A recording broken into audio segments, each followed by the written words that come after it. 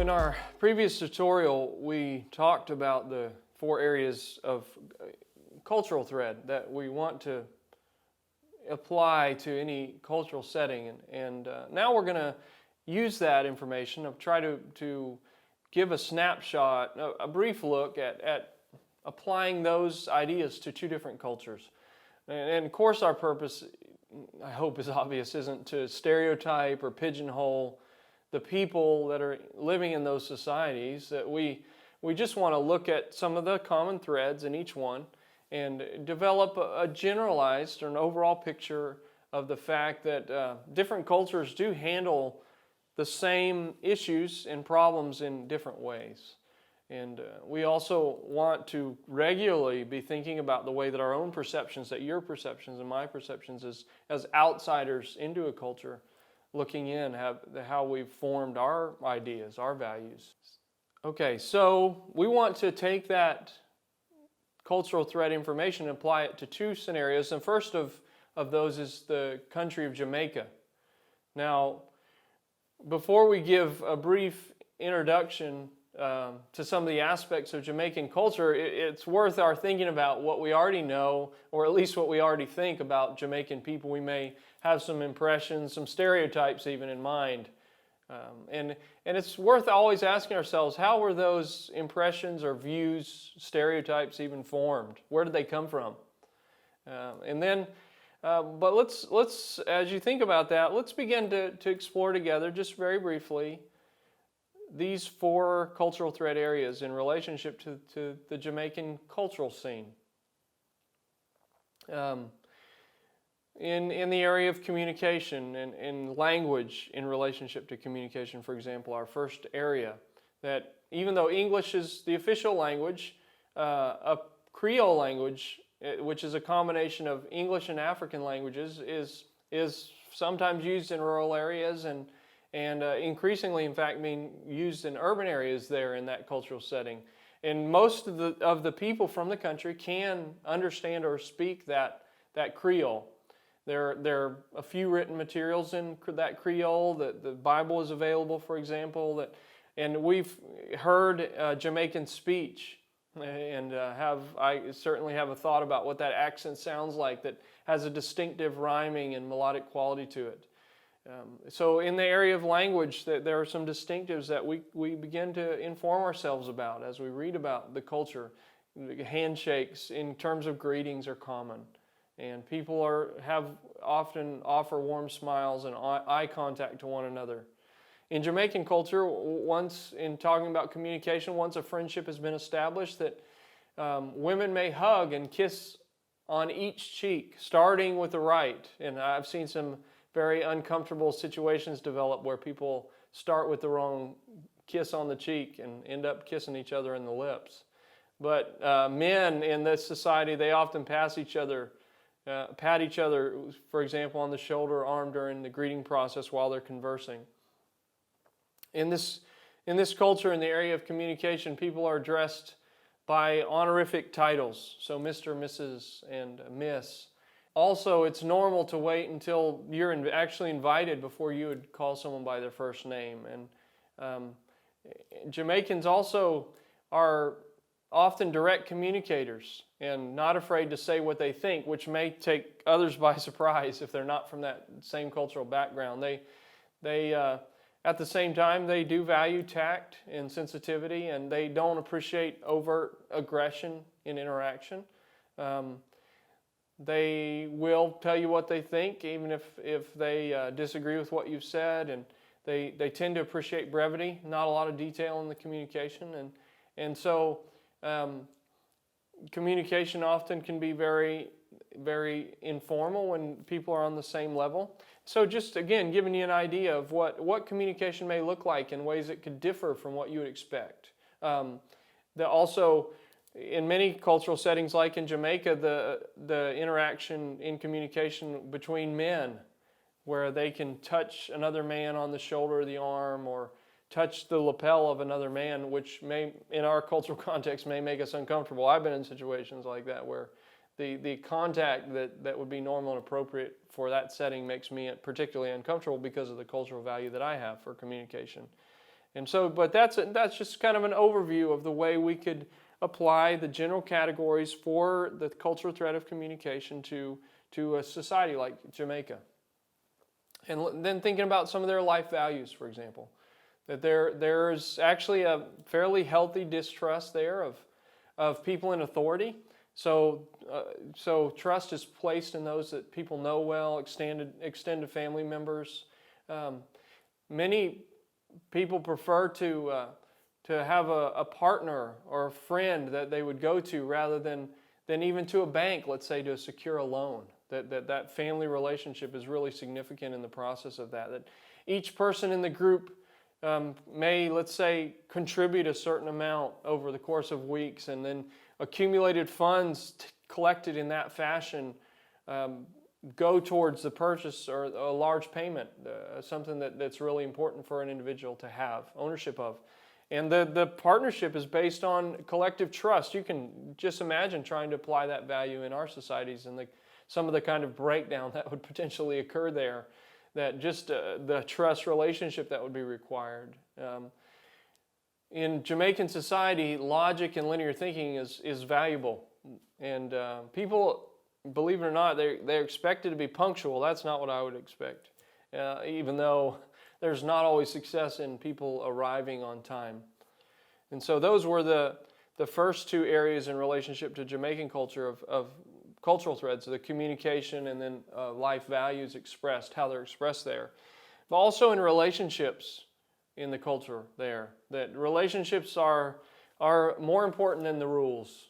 And so there is a close-knit web of relationship in families, and their families are generally, by and large, they're close, and they provide both economic and emotional support, of course, to the members. It's not, you don't have to be in that society introduced to a relationship like that by a third party, but there's often the benefit of having kind of a mediator, intermediary to help to take up the space and create the opportunity for relationships to more quickly become more personal. Even in business settings, they would require and often have a mediator involved in the relationship process. That in that society, the networking of relationships is crucial. And so the outward impression that's given of the friendly warmth of relationship inwardly can create a standoffishness and a reserve because the relationship hasn't developed to an appropriate depth in getting to know and socializing, because that becomes an important part of relationship building in that context. Also in the area of relationship and status, that it's quite an important factor there. Status is. And so someone will be referred to, you'll hear commonly references to boss man, boss woman, that show deference and respect to people in positions of authority. And so seeing those areas play out in relationship, and hearing some significant differences in the way we would think about relationships in the societies where we are. And then finally in Jamaica, the idea of identity. You may have in mind that indeed is the case that black identity is the majority, over 90%. And then there's a mix of other identities there. And interestingly enough, the Protestant religious background in the area of identity is fairly significantly high in percentage. And then, of course, other denominations and other kinds of religions that make up part of society there. Now, in the area of identity, family is the most important group. It's the part of society where a person spends the majority of their time, the relationships that are most significant to maintain. And religion as a part of identity is fundamental to life. And even in speeches and common events there, you hear the Bible referenced, acceptably referenced in life. And the island, interestingly enough, has the highest number of churches per capita in the world, which is a curious fact. And most Jamaicans would profess to be Christian in name, those large denominations being a part of their life and society. They observe a lot of the Christian traditions, like Christmas and communion service and other kinds of Christian traditions. And then we've all thought and seen probably evidences of what we think of as Rastafarianism in Jamaica. That's a sect of religious identity that comes from the belief that they're part of one of the lost tribes of Israel that were sold into slavery. And so that movement is a part of a large segment of a religious life there. So again, thinking through how the basic summaries of these cultural categories, these cultural threads of communication, life values, relationship, and identity would function in a comparison in a society like Jamaica. And then let's think about a second example that would be, I would assume, somewhat contrastive to many of you, many of us. The country of South Korea. I don't know if you perhaps already hold to some views about South Korea. Do you know anything at all about the country, the people, the culture, maybe from TV or restaurants that we'd have in our countries that would relate to that, or anything that we've read about that? But think about your background in relationship to that, and then consider, as we communicate about this in these four areas, how what you expected differs from what you knew before differs from what we describe here in the areas of communication, life values, relationship, and identity. See how those four areas are interwoven, and it's very difficult to really neatly separate them out from one another in relationship to any cultural situation, including this one. So in the area of communication, for example, are you aware that in Korea, as a peninsula, that's one major ethnic family speaking just one language? And that's a language spoken by more than 65 million people living there, as well as the outlying islands. And there are 5.5 million Koreans living in other parts of the world. That all Koreans speak and write that same language, and that's really been a crucial factor in the national identity that's very strong amongst Korean language speakers and ethnic group members. That there are several dialects, including that standard dialect that's used in Seoul, the capital. But the dialects, even though they vary slightly, that they're very similar, and the speakers and listeners don't have any trouble understanding each other. Now, Koreans, by and large, are very direct communicators. They're not adverse at all to asking questions, to understand what's been said, to ask for clarification. It's a culture where less is more when communicating conciseness and directness. And there is a tendency then to say, even to respond yes by default to questions, so that there's not a loss of face in communication. And questions need to be phrased in a way that they require a direct response. For example, you think about asking a question like this: when can we expect to leave?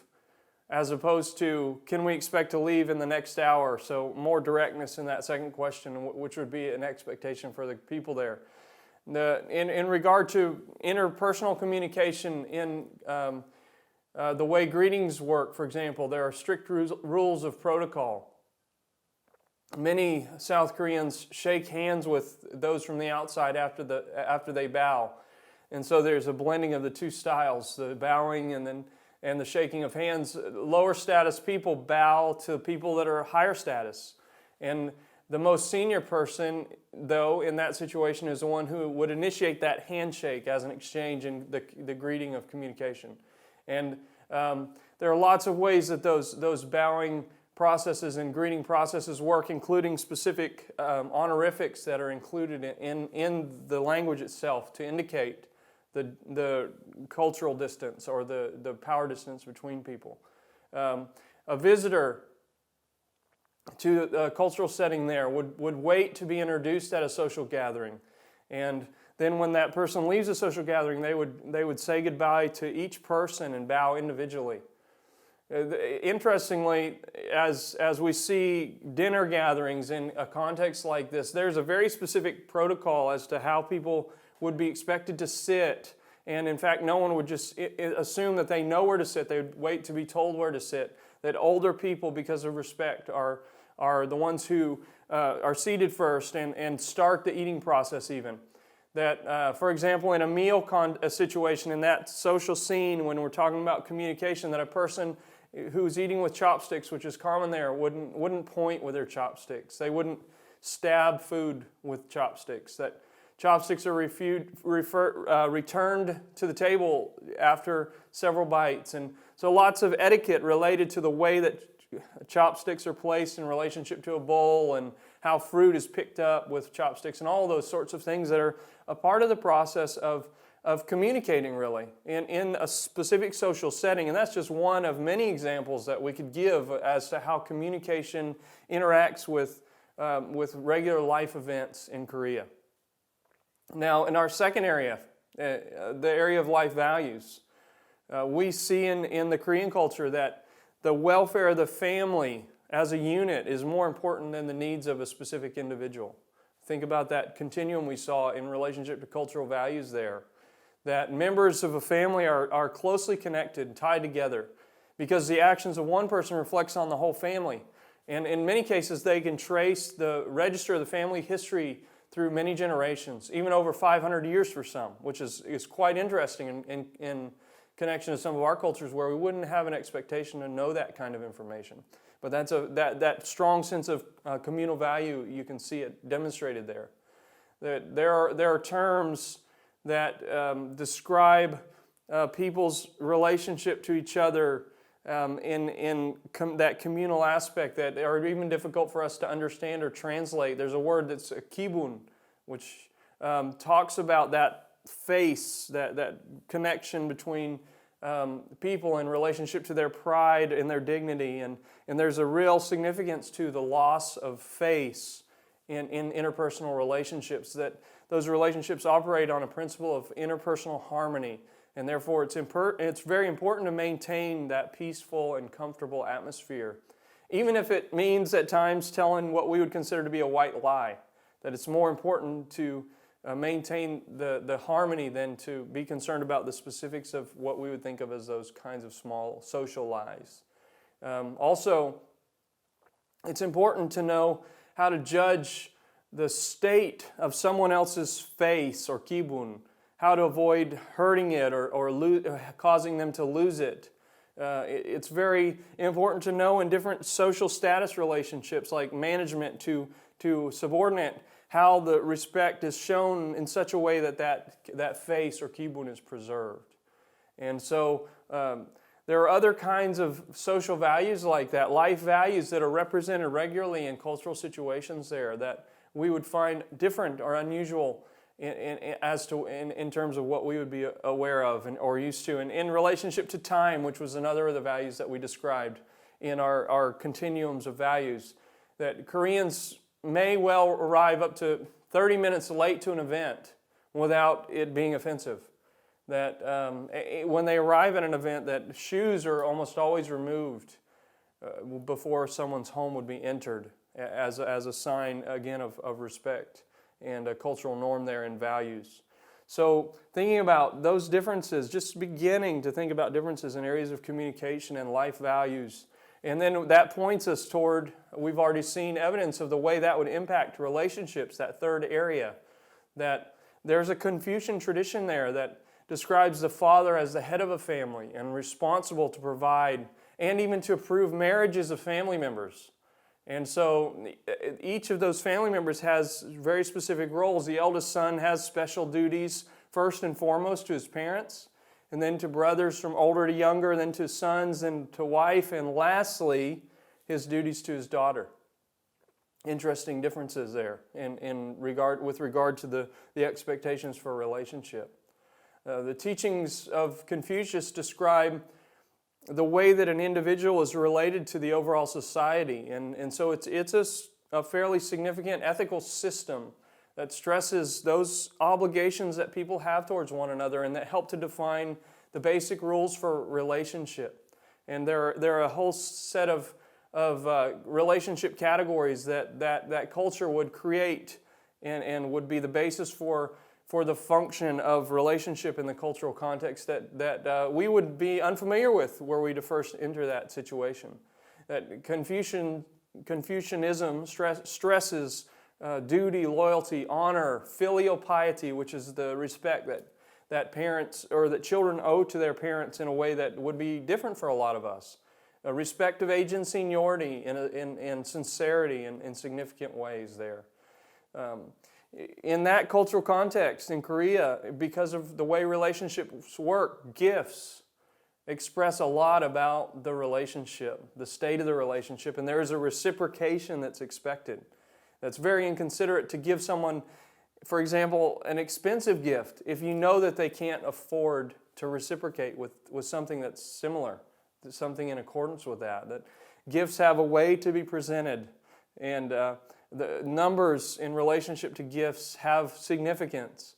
And so gifts, for example, shouldn't be given in multiples of 4 because that's considered unlucky. Giving 7 is lucky, considered lucky or to provide for good fortune. And even colors of wrapping paper and ways that gifts, as I've said, are presented are significant. And people associate meaning with regard to relationship in light of how those gifts are presented and the numbers of gifts and the value of gifts. South Koreans, in talking about more formal relationships like business relationships, they prefer to have a personal connection with the people that they're doing business with. So, if a business relationship was going to be established between two people who don't know each other, there would need to be a third party who would serve as a mediator, who would help to connect the parties, those business partners, together. There are often informal social gatherings where those relationships that involve a lot of eating and drinking are established, and so a time investment, in a sense, in the establishment of relationships that lead up to effective and mutually respected business partnerships. And then those individuals, once they have that trust established, that they feel a commitment to working together to make those partnerships successful. So again, just a sampling really, but we see social rules that provide direction to the way relationships are worked out in a different cultural context than maybe our own, like Korea. And then a fourth area of identity, one of our 4 threads that we've been describing applied to that context. As we think about what we've already described as an overall homogeneity in the way that the Korean group, by and large, speaks a similar language and share even distinct physical characteristics that would create a sense of identity for them that is unique from other Asiatic peoples around them even, that they would recognize other Koreans in relationship to those markers of ethnicity. And in religion, that the male family line becomes significant as a basis for identity being established. That children, that filial piety that we described is a part of identity being worked out practically, that children can't repay. They're led to believe, at least, they can never repay those debts to their parents. And so there's a popularity in ancestor worship as an appreciation for an identity that continually holds the ancestors in high esteem, even for up to 3 generations. So parents, grandparents, and great-grandparents. Several times a year, for example, participating in festivals where people would cook and set out food as markers, regular markers of their identity and their identity relationship to their ancestors. So we've tried then to take, with these 2 examples of Korea and previously of Jamaica, tried to take 2 examples and begin to apply some of the areas of our cultural threads, those 4 areas of cultural threads, to specific situations so that we can begin to evaluate other cultural situations and recognize the differences that we see there.